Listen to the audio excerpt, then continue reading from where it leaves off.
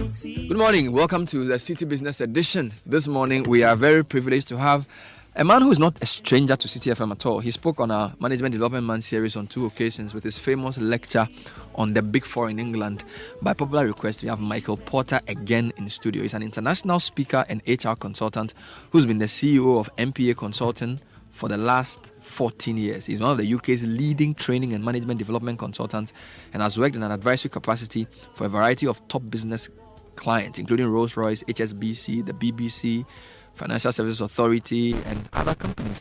He comes to Ghana regularly to host conferences and training workshops. He has an MBA and a first degree in business studies from the University of Liverpool and has other interesting qualifications. He's author of a number of books, including Mentoring in the Fast Lane, which will be the subject of today's program. The City Business Edition is on City FM every Friday morning at 7:15 after the City Business News. It's brought to us by Carl Bank on our service, as well as Valex Lease Equip Limited. Michael, it's a pleasure to have you on the City Business Edition. Good morning. Yeah, good morning, Bernard. Thank you for the invitation, and it's nice to be back in Ghana. Your football discussion with me is really generated some interesting feedback, and we're in a very interesting football season, and a lot of people want me to air that again. But what I've promised them is I'll probably ask you a few football-related questions and hope you lace football in your mentoring and coaching presentation as we go through today. Will do, yes. Certainly. Yeah. Okay, so your book is titled Mentoring in the Fast Lane. Yes. We typically hear the word mentoring and then the word coaching used sometimes interchangeably. Mm-hmm. Is there a difference between mentoring and coaching? Yes, there is. There is a significant difference between coaching and mentoring. Let me give you an example. If we look at the organisation as a whole within corporate life, a coach effectively is a line manager. And a line manager is effectively responsible for coaching his or her staff. Whereas a mentor, and we'll talk about the difference between formal mentoring and informal mentoring, but a mentor is normally somebody who's away in a formal setting, is somebody who's away from the main line management role and is detached, and someone who's able to give an impartial view on things. So that's the difference. Now, so in terms of the roles, maybe we want to break down the role of a mentor in greater detail. Yeah. So let's take a setting where, let's say, an organisation has a graduate development programme, and let's say, for argument's sake, they're engineering graduates. So a mentor would be, let's say, for example, these young graduates are looking to become professional in their careers, and they're embarking upon becoming chartered engineers, let's say, as an example. So a mentor effectively would already be a chartered engineer, and they would have been through the process. They're aware of what needs to be done to get the young person from A to Z. So a mentor will be the person helping them to achieve their professional status. When that's achieved, the job is done. So what about the coach then? Well, the coach is, in a corporate sense, the coach is basically the line manager, the manager of a group of staff, and he or she will be observing on a daily basis the way that his employees, his team work. He'll be watching, advising, observing, helping, assisting. It's part of his job. He'll be coaching his staff to enable them to achieve a standard of service that he or she requires. So it's an ongoing role, day to day. So how important are these two concepts in modern day management? Yeah. Well, I think, the process of coaching and mentoring has become more and more popular, and in the world that we live in now, when we last spoke, we spoke about the generation Y, the younger people who maybe in the next 10 years or so will form 50% of the workforce, and I think experienced people in organisation need to be able to get the best out of the younger people, and therefore mentoring, whether it's formal or informal, and coaching, whether it's informal or formal, is a key part of the organisation's key success. Is this a business concept, or can we relate it to, say, other non-business organizations like the religious bodies, like political parties, or like, social groupings? Yeah, I think mentoring can be done, at any age, any place, any time. Informal mentoring, in fact, can be between siblings. An elder brother and a younger sister.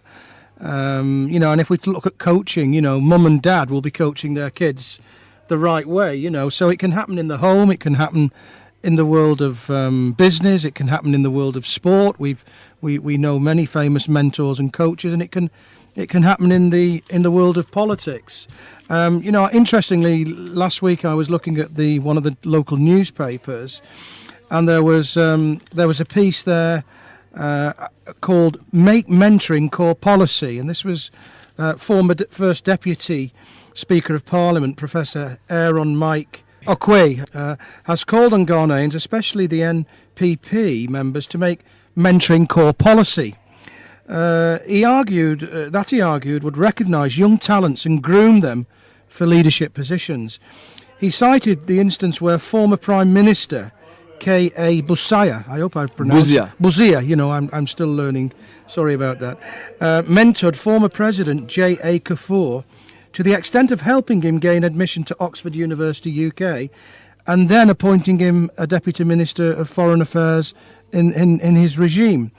Professor Okwe noted that former President Kafur was on record as recounting how Busia's mentoring led him to become President of Ghana, and how he, Kafur, also gave some young people the opportunity to be mentored. He described that as pride of ancestry and hope of procreation for the tradition. So there's an example, local example here in Ghana on So this is mentoring. making mentoring a core policy. So this can be applied to business as well. It can, for sure. Most graduate development programs, accredited programs, do have formal mentoring programs where, in fact, the young people will join the organisation with the aim of becoming, professionally qualified in whichever discipline they're going. And it's these organisations that attract the young talents to be able, to join these companies and to become qualified professional people, whether it be accountants, engineers, scientists, administrators, or whatever.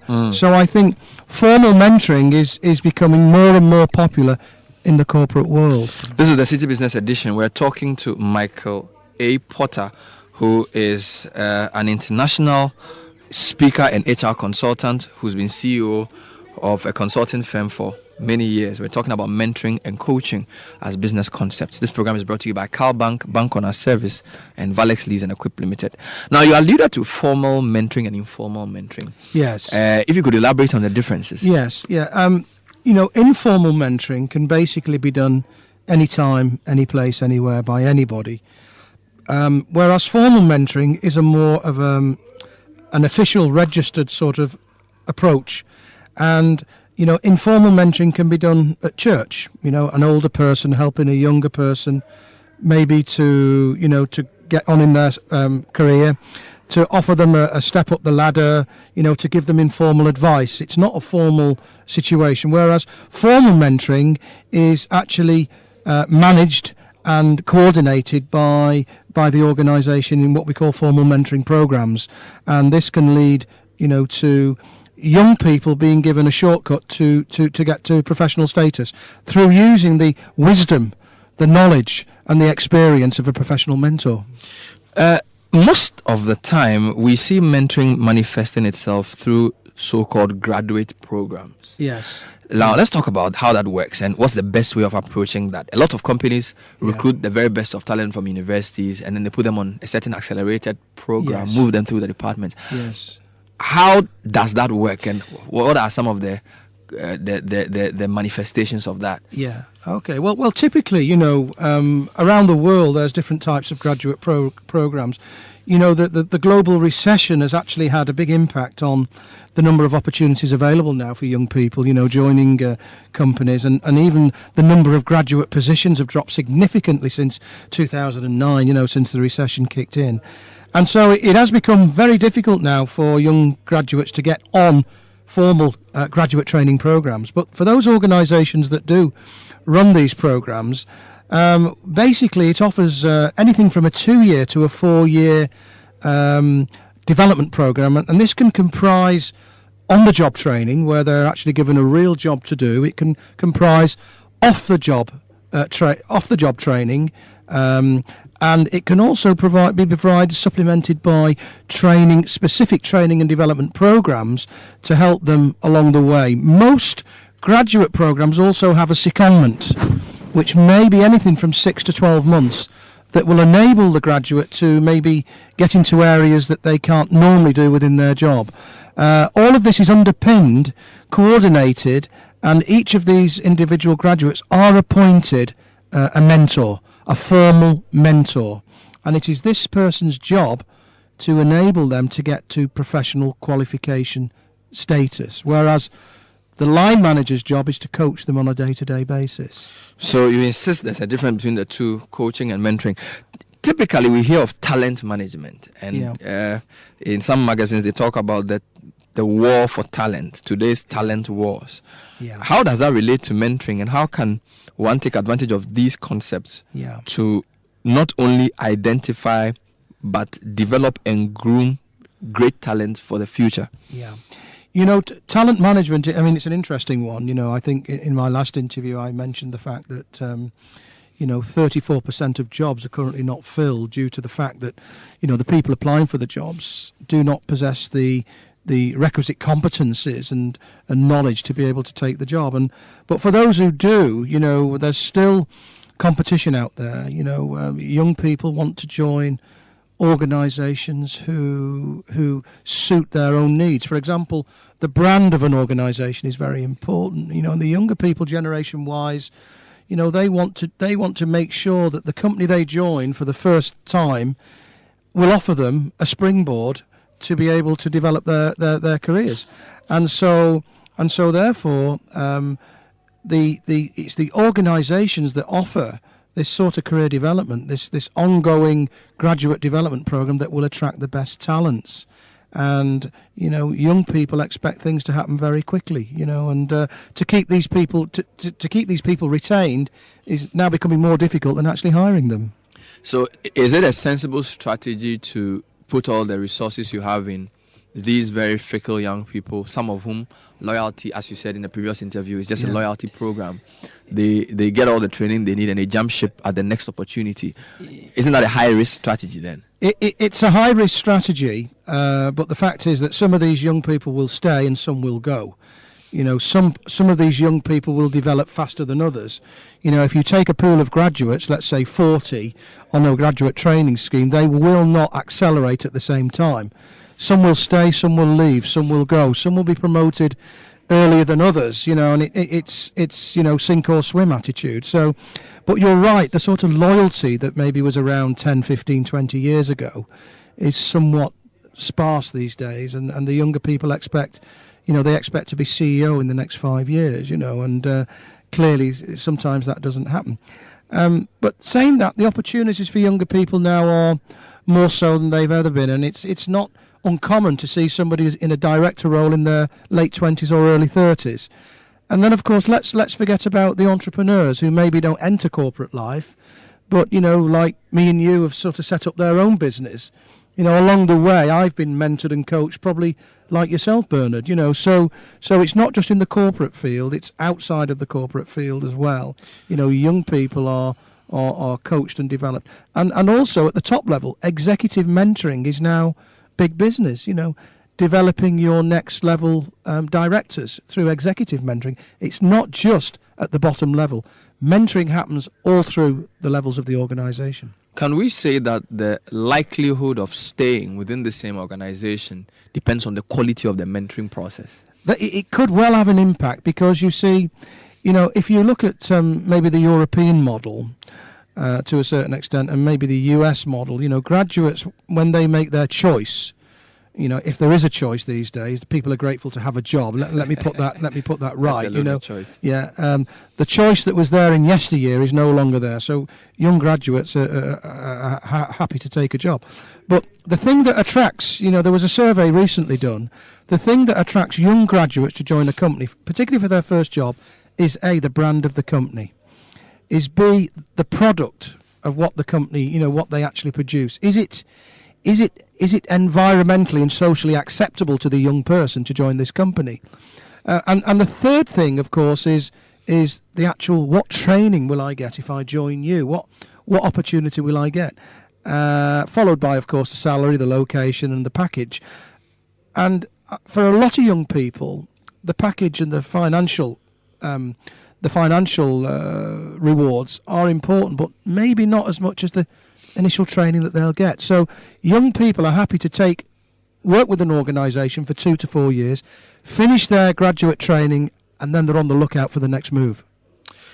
So far, we've been talking about mentoring as a deliberate strategy of a company, coaching, and also coming from almost like a top-down approach. Yes. Can we perceive mentoring from a bottom-up, where I decide as a protege to choose Michael as my mentor because he is an international consultant, he's written books, and I want him to develop me?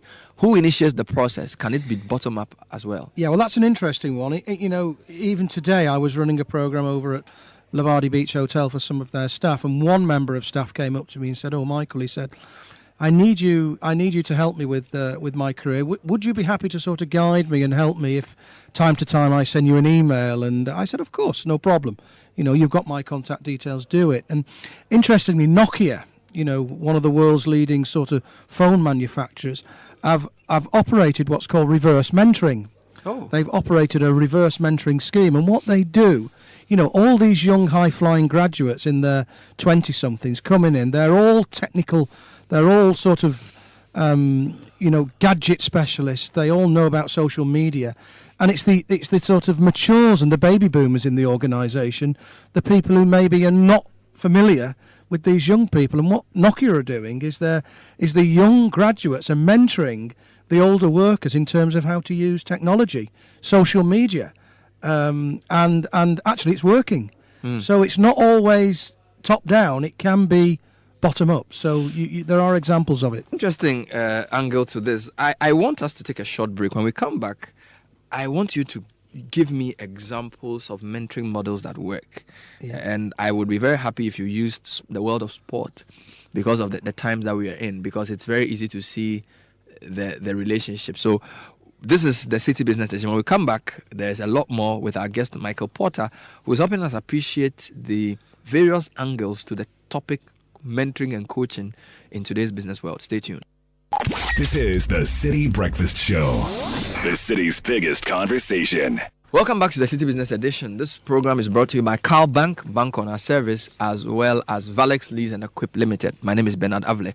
Our guest this morning is a very sought-after speaker and HR consultant, Michael A. Porter, who's been on CTFM platforms for a couple of times.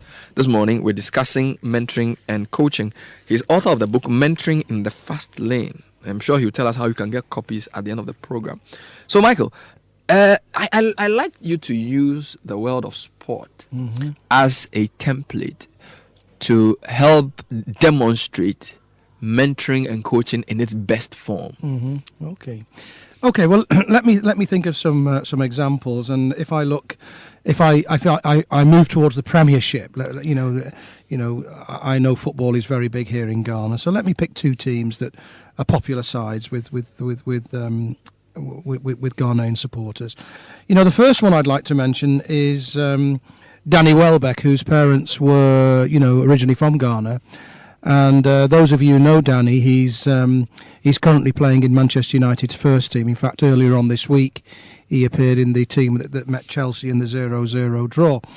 Now, Danny, going back 3 or 4 years ago, was having great difficulty in breaking through into the first team. And, the manager, Sir Alex Ferguson, highly rated Danny as a young talent, young potential, and with the potential to go all the way. And what did he do? Well, he said to Danny, "You're not quite ready for the MU first team.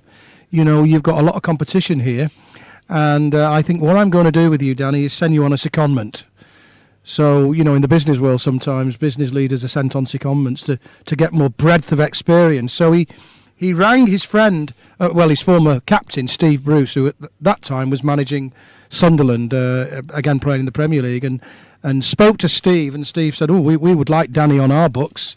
I'll play him every Saturday. And so, of course, that's exactly what happened. Alex Ferguson had a word with Dan. He said, you're going on a secondment. Steve Bruce is going to be your new coach. He's going to mentor you. He's going to look after you. And for one season, I want you to play in his first team and enjoy the experience. And Danny just did that. He teamed up with Asamoah Gyan, I think, during that season. And they both scored lots of goals. They were an effective striking force. And at the end of the season, Danny's experience had grown from maybe a reserve team player with potential in the first team to somebody who maybe had 40 games in the Premiership under his belt with a number of goals. He then came back to Manchester United, having finished his secondment at Sunderland on loan. And of course, immediately Alex Ferguson noticed the difference. And before he knew where he was a regular member of the Manchester United first team, and also got called up for his England cap. So that's a good example of how, a young talent is nurtured and developed by one. So in this instance of Daniel, is it coaching? Is it mentoring? Is it a mix? It's a mixture of both coaching and mentoring. Sir Alex Ferguson was not only a great head coach, but he was also a very effective mentor, particularly for the younger players. So in the business world, can one be both, or must one be distinctly different? In a formal setting, you can't have a line manager as a coach and mentor. What's wrong with that? Well, the problem with if you go back to my earlier example, a line manager is interested in the day-to-day work, getting the work done, whereas the mentor is interested in that, but more interested in the individual protege, mentee or trainee becoming a professional person.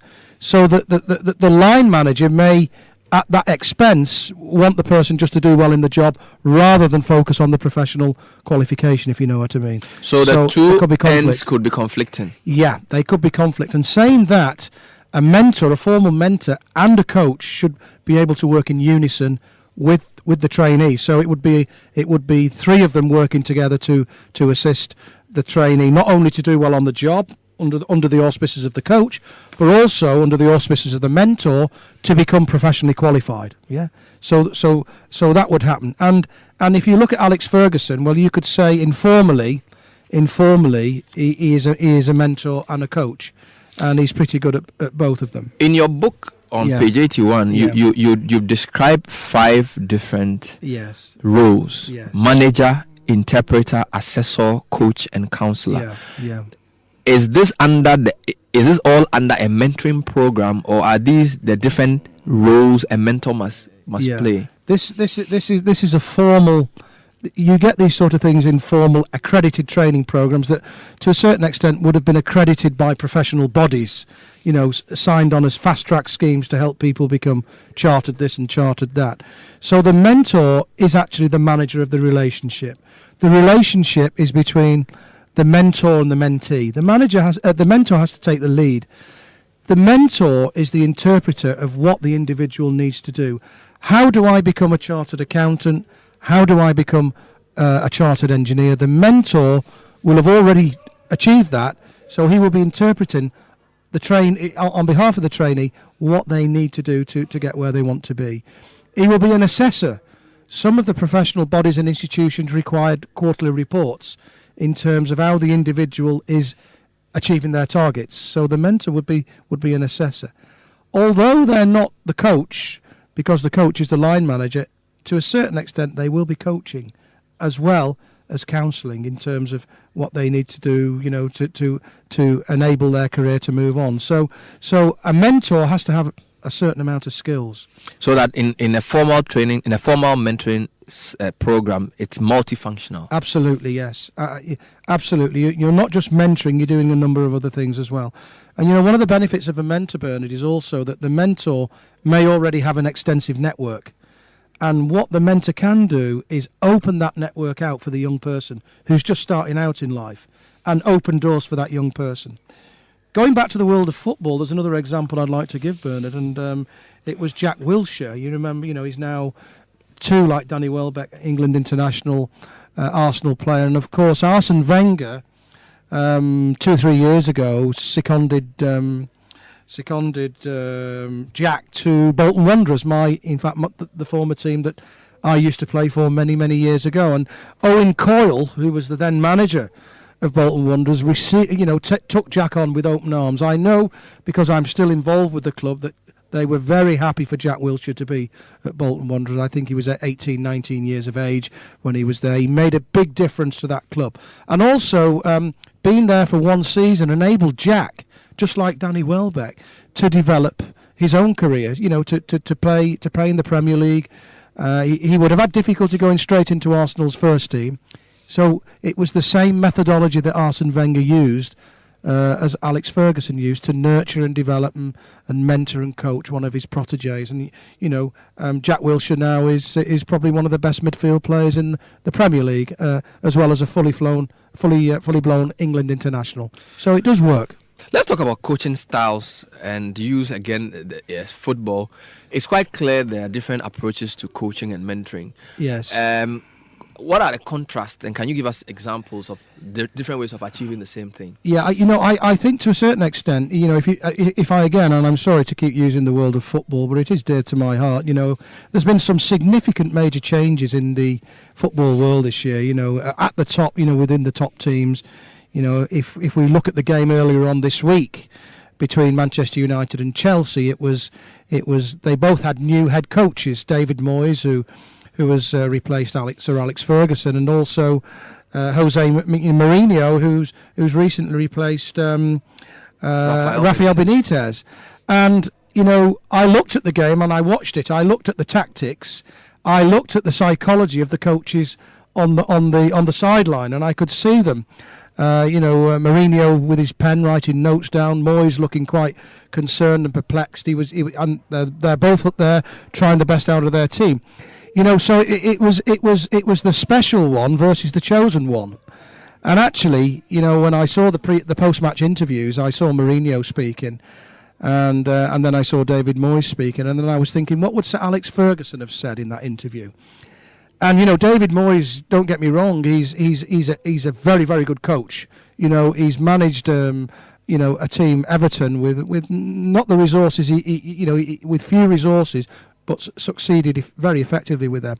But yet he's still a lot to learn, and I'm looking at the experience of Sir Alex Ferguson. That the game this week was a mental victory for Jose Mourinho. Coaching is all about psychology as well.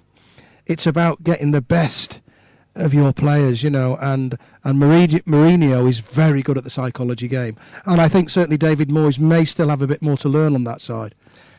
Yeah. Why do you say so? Is it because Mourinho used the younger team to get a result at Old Trafford, or it's just the build up to the game and the attempts to destabilize Wayne Rooney? I don't know why you say that, because a goalless draw cannot be seen as a victory. Well, you see, Jose Mourinho is very good at stirring up trouble, before a game. He does it very well, and he uses it very effectively. Let's look at the situation. The Theatre of Dreams, a full house last Monday? This last Monday, 93,000 people in the Theatre of Dreams. David Moyes with his first game at Old Trafford. Mourinho knew he was going to be under pressure. Yeah. And also the fact that Wayne Rooney, Mourinho is sort of snapping at his heels. Are you coming? Are you not? All these things underpinning David Moyes, and there was more pressure, I think, on David Moyes to win that game than Mourinho to win the game. And when you look at the actual tactic that Mourinho used, putting his team out with no strikers, with no formal strikers, you're thinking, what's he playing at? But actually it worked. The strategy worked, and I think 1-0 to Mourinho, although the game was 0-0. So, but I think David Moyes, he's going to be at Manchester United, for a long time. And I also noticed on the bench, all the lieutenants of Sir Alex have gone. They were all coaches, remember. There's not just one coach. There's 3 or 4 coaches in a team. And, at Man United now, like at Chelsea, it's a new regime. How important is it to come in with your new group instead of depend on any of the vestiges of the past? Well, you see, that's what tends to happen in the corporate world. If a new CEO comes in, he likes to surround himself with his or her lieutenants, the people that he can trust. And that's exactly what David Moyes and Mourinho have done. You only see Ferguson retired, but in fact when Ferguson retired there was probably 20 backroom staff who also lost their jobs. You never actually see that in the newspaper. And it's like when a CEO takes over a new company, does the CEO stick with his former board of directors or senior managers, or will that new CEO make some changes at the top?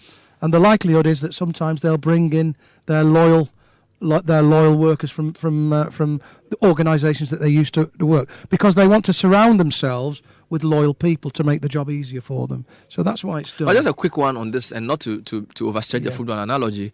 How important is it to try and carve out your own style? Because now you have a successful system under Alex Ferguson for many years. Yeah. There's a new coach. Should he just use the if it ain't broke, don't fix it approach and just try and recreate what Alex Ferguson did? Or it's important for him to create his new style of coaching and try and redefine his own success? Yeah, I think it would be impossible to follow an act like Sir Alex Ferguson.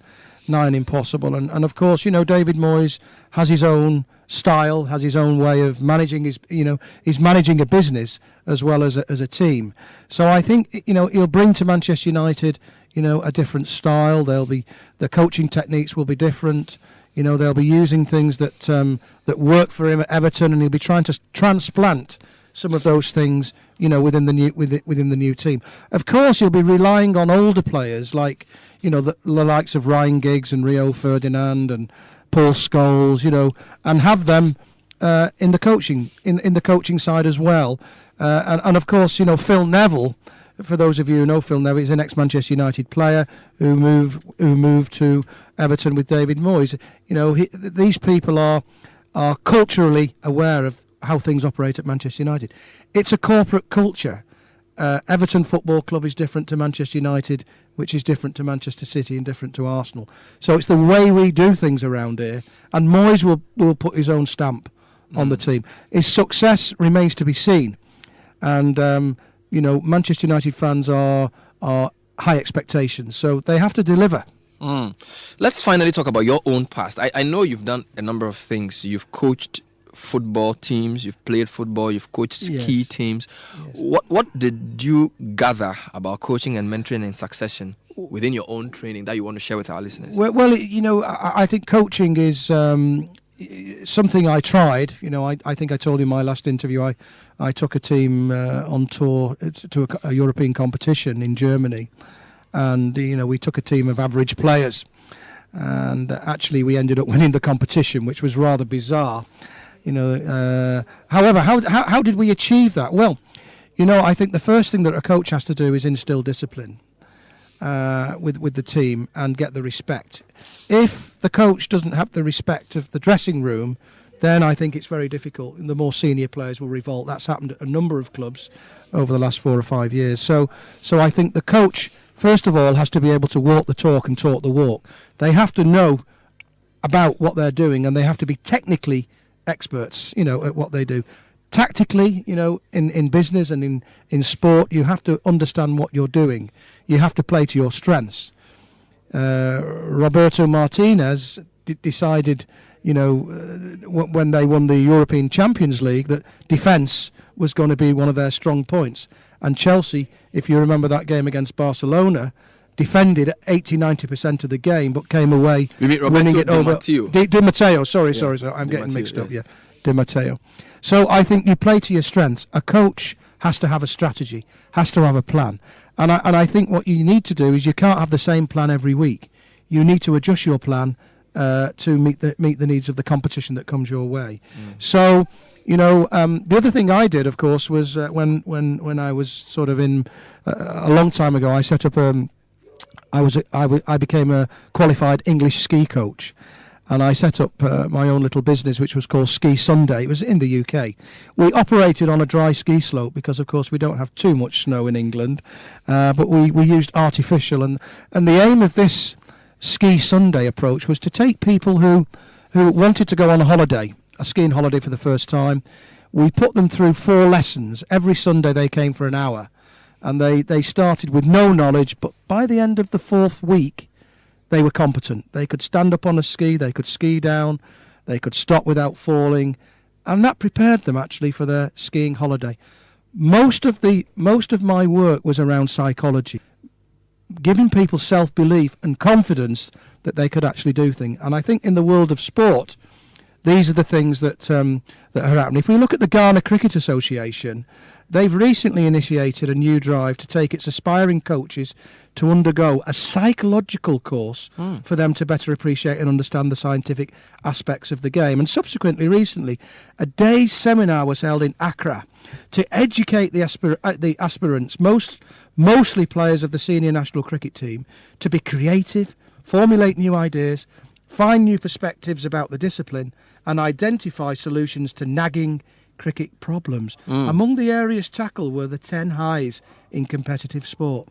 Psychological preparation, mental skill training, and the psychology of coaching and motivating athletes. Now, I think whether you're on the football pitch, whether you're on the cricket pitch, whether you're on whether you're in the corporate office, these three things actually: psychological preparation, mental skill training, and the psychology of coaching and the enablement of motivating people are high on the agenda.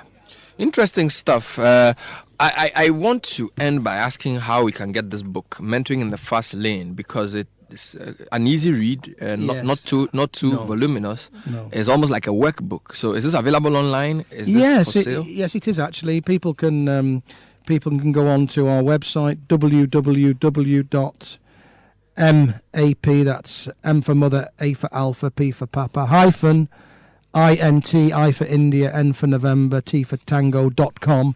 And there's information there that you can purchase it online or put an order through by email. I'm actually here in Ghana till September 5, so of course if anybody wants to contact me, they can do via Bernard, and I'd be happy to speak to you and let you have a copy. Brilliant stuff. Our guest for this morning, Michael A. Porter, an international speaker and HR consultant who's been CEO of MPA Consult for many years. He is one of the UK's leading management development consultants, and he's now carved a niche for himself on my show with his interesting way of merging sport and business thoughts. Michael, pleasure having you. Thank you very much. Thank you very much, Bernard. Program was brought to you by Carl Bank on our service, as well as Valex Lease Equip Limited. My name is Bernard Koku Avle. The City Breakfast Show continues. The City Breakfast Show.